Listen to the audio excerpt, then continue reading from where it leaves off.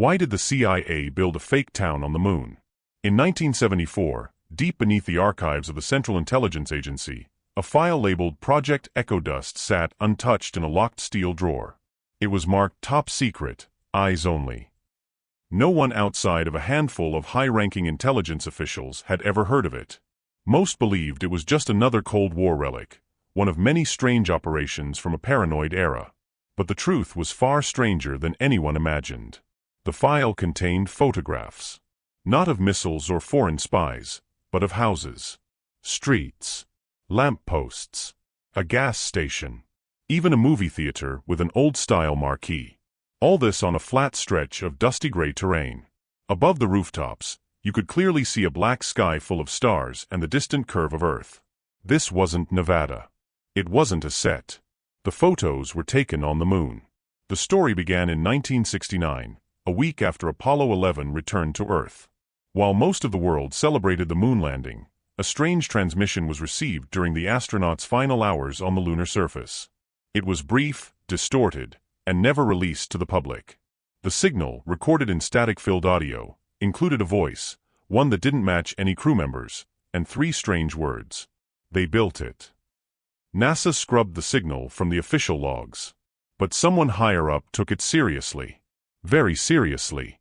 Within 24 hours, a secret meeting was held between the directors of NASA, the CIA, and a shadowy group called the Majestic 12, a rumored government panel created to investigate alien contact.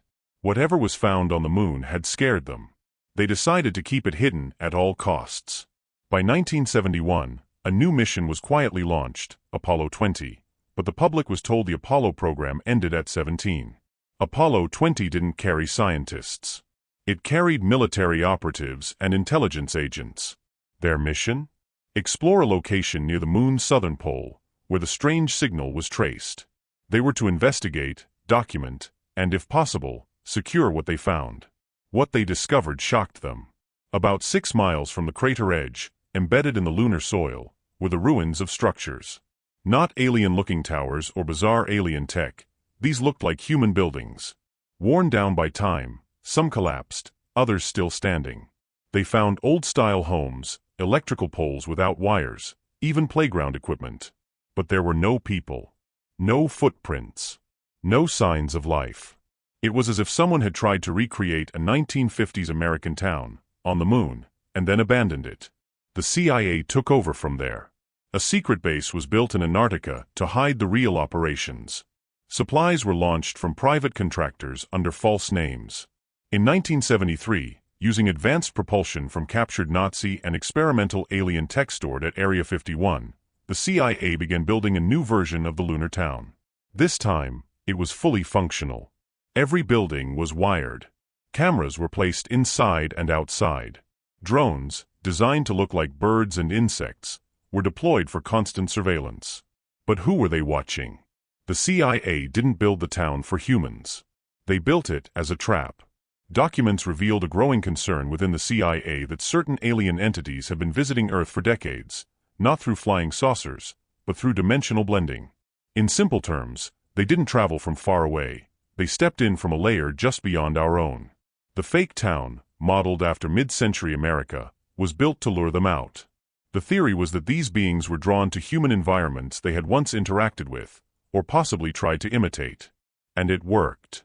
Footage from 1975, stored on black reel tapes labeled Blue Harvest, showed tall figures walking the town at lunar night.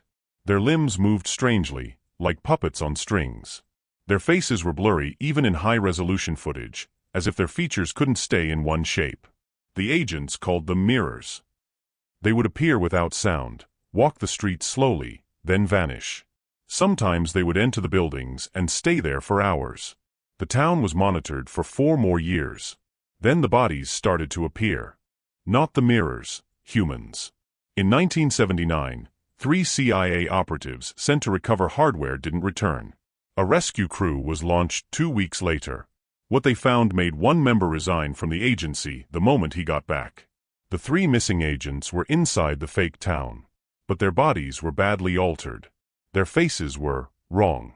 The bones had been reshaped, as if something tried to copy them, but didn't know how. After that, the CIA shut it down. The town was sealed, the equipment disabled. Apollo 20's files were buried in the deepest levels of classified storage. Those involved were either reassigned or quietly disappeared. Some say 2 of the astronauts later died under mysterious circumstances. The town was left untouched for over 30 years. Until 2007. That year, a freelance satellite analyst named Trevor Brinks was reviewing high-resolution lunar photos for a tech company contract. In one image near the moon's southern pole, he noticed something odd, a grid of shadows far too regular to be natural. He enhanced the image and saw straight lines, perfect right angles.